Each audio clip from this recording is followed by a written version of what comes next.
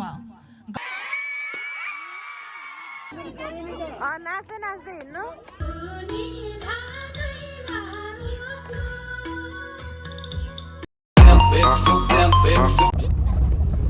Hello hello नमस्कार 115औं अन्तर्राष्ट्रिय नारी दिवसको अवसरमा आज चाहिँ हामी गइरहेका छौँ अन्ततर्फ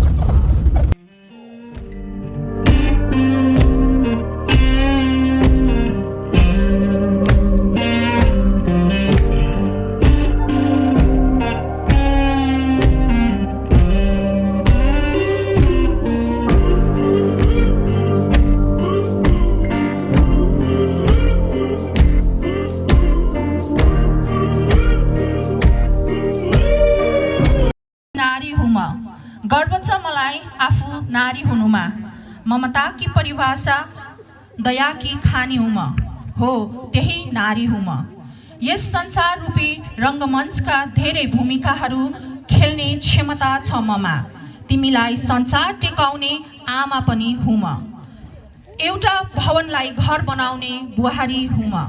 सबैको मुहारमा हाँसो छरिदिने छोरी पनि मै हुँ र तिम्रो काँधमा काँध मिलाएर हिँड्ने पत्नी पनि हुम हो त्यही नारी हुम हरेक दिन टेक्ने धरती हुम तिम्रो तिर्खा मेटाउने सरिता हुम तिम्रो भोक मेटाउने अन्नपूर्ण पनि मै हुँ तिमीले गुनगुनाउने कविता पनि मै हुँ युद्धभूमिमा लड्ने वीरङ्गना राज्य लक्ष्मी हुम न्यायको कुर्सीमा बस्ने सुशीला हुम तिमीले गर्भमै तुहाएकी भ्रूण पनि मै हुँ हो त्यही नारी हुम मलाई त्यति सरल पनि नठान तिमीलाई यस धरतीमा टेकाउने आमा हुम जीवनको 2/3 आयु मसँगै बिताएका छौ तिमीले कहिले आमा कहिले बहिनी कहिले पत्नी र कहिले छोरीको रूपमा सदा साथ पाएका छौ सती अनुसाय मात्र होइन चण्डी पनि मै हुँ तिमीले नङ्ग्याउन खोजेकी द्रौपदी पनि मै हुँ हो त्यही नारी हुम हो त्यही नारी हुम 115औं अन्तर्राष्ट्रिय महिला दिवस अन्तर्राष्ट्रिय नारा रहेको छ for all women and girls right equality and empowerment त्यसै गरी राष्ट्रिय नारा रहेको छ सबै महिला तथा बालबालिकाको लागि अधिकार समानता र सशक्तिकरण यस नाराको साथमा सूर्योदय नगरपालिका मूल समारोह समितिले आज 115औं अन्तर्राष्ट्रिय महिला दिवसको अवसरमा पारेर यो कार्यक्रमको आयोजना गरेको छ यो महिला दिवसलाई हामीले महिलाहरूको जागरुकता सम्बन्धीको दिवस पनि भनेर मनाउने गर्छौं 1910 मा महिलाहरूलाई मत हाल्ने अधिकार सुनिश्चित गर्ने उद्देश्यको साथमा यस नारी दिवसलाई अन्तर्राष्ट्रिय मान्यता प्रदान गरिएको थियो र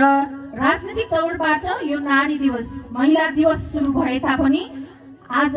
हालसम्म आउँदा नेपालमा महिला अधिकार महिला सशक्तिकरण र लैङ्गिक समानता जस्ता सवालहरूलाई अन्तर्राष्ट्रिय महिला दिवसको विषयहरू बनाएर वकालत त्यसै गरी कार्यक्रमहरू सञ्चालन गर्ने गरिन्छ र सूर्योदय नगरपालिकाले पनि यस वर्ष विगतका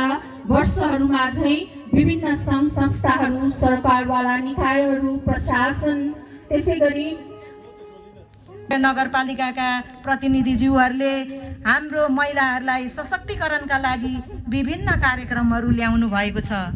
यस कार्यक्रमको लागि हामी महिला दिदीबहिनीहरूले पनि अगाडि बढेर हामी क्षमता विकास र महिला सशक्तिकरणको लागि आवाज उठाउन साथसाथै हामी पनि महिलाहरूको पनि आफ्नो क्षमता विकास गर्नुपर्छ भन्न चाहन्छु जोरदार तालीले सहभागिता जनाइदिनु हुन हार्दिक अनुरोध गर्न चाहन्छु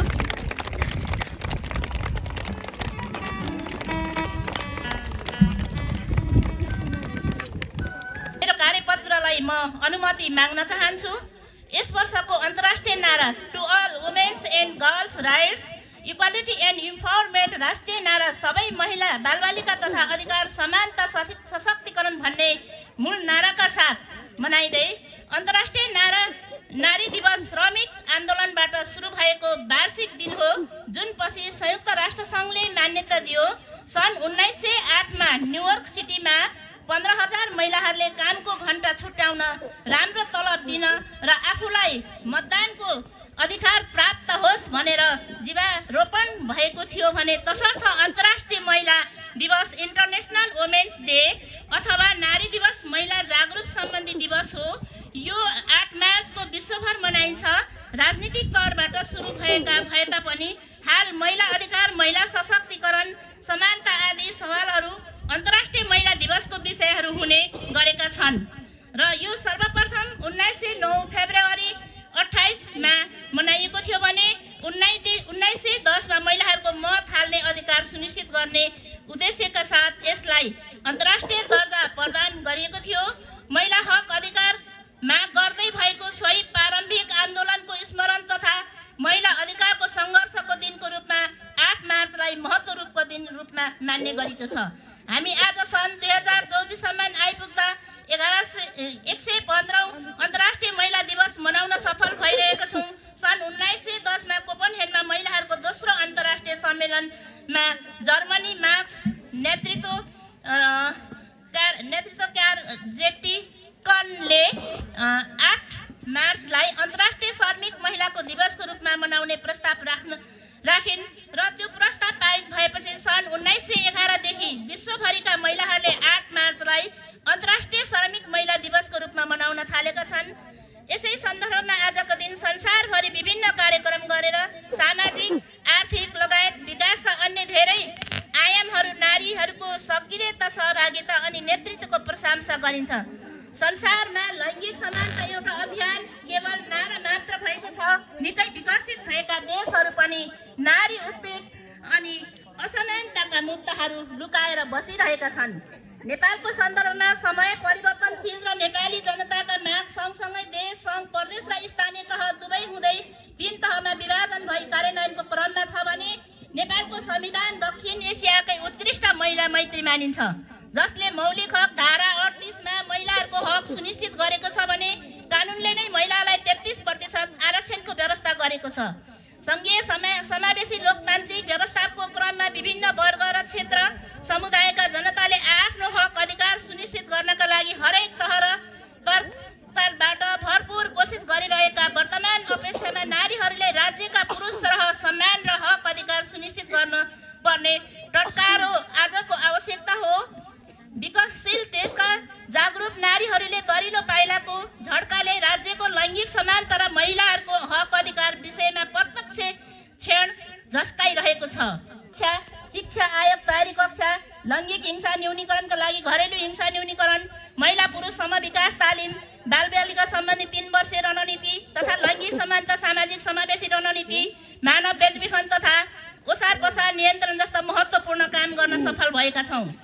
यसरी सूर्योदय नगरपालिकाका ज्येष्ठ आमालाई सम्मान गरिरहँदा साथै यस वर्ष सूर्योदय नगरपालिका वडा नम्बर 4 र 5 मा रहेका उत्कृष्ट व्यवसायी महिला, उत्कृष्ट श्रमिक, उत्कृष्ट सहकारी महिलाहरूलाई यो 115औं अन्तर्राष्ट्रिय श्रमिक महिला दिवसको सम्मान गर्दै सूर्योदय नगरपालिका हामी सम्पूर्ण सूर्योदय नगरवासी सम्मान गरेका महसुस आभास हुँदैछ। यस वर्षको राष्ट्रिय नारालाई सार्थक बनाउन सबै जनप्रतिनिधिज्यू, कर्मचारी, सुरक्षाकर्मीज्यूहरू र महिला अधिकार कर्मी, पत्रकार लगायत तमाम महिलाहरूमा आह्वान गर्दछौँ र यसमा अन्त्यमा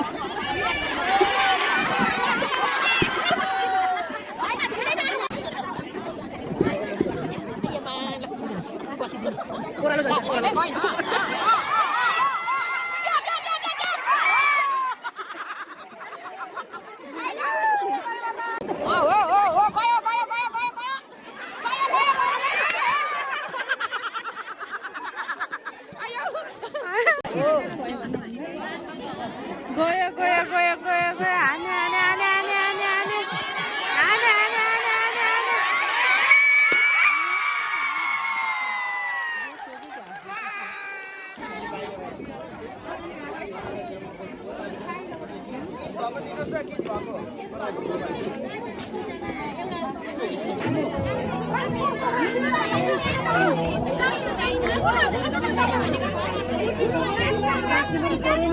नाच्दै नाच्दै हिँड्नु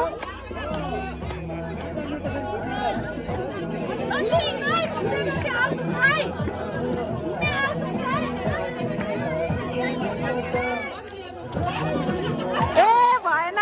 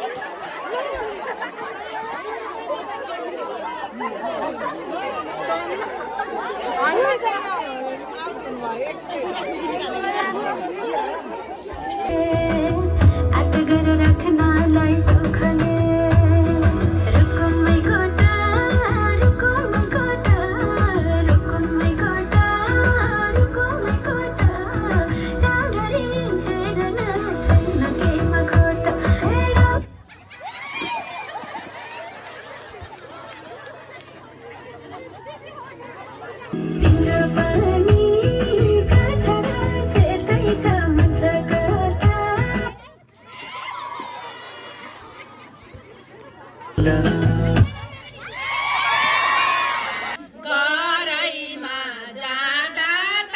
ससुरा रहेछन् करैमा जाँदा त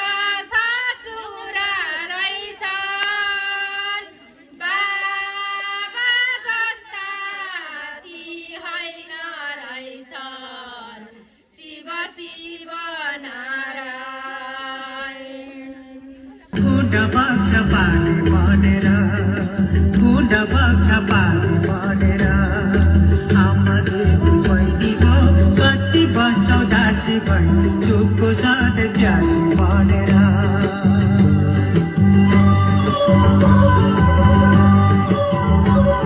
गर्दै आउनुभएको छ। सुर्खेत नगरपालिकाले लक्षित महिला लक्षित बजेटमा विभिन्न योजनाहरू छुटाउने अनि महिलाहरूलाई कसरी सक्षम बनाउन सकिन्छ, कसरी सबल बनाउन सकिन्छ भन्ने हिसाबमा विभिन्न सहकारी मार्फत कार्यक्रमहरू गर्दै आएको छ। त्यो कार्यक्रममा तपाईँहरू आफै पनि सहभागी हुनुहुन्छ। लैङ्गिक हिसाबमा समानताका कुराहरू छन्, कतिपय कुरा लिङ्गका आधारमा पनि विभाजन गर्ने भएको कारणले गर्दाखेरि त्यसमा हामीले सङ्घर्ष गर्नुपर्ने अवस्थाहरू छन्। यी सबै कुराहरूमा तपाईँ हामी सक्षम हुँदै हाम्रा आगामी भावी पिँढीलाई पनि हामीले आगामी दिनमा यी यस्ता कार्यक्रम सञ्चालन गरेर जानुपर्छ भन्ने कुरा देखाउनु र सिकाउनु जरुरी छ।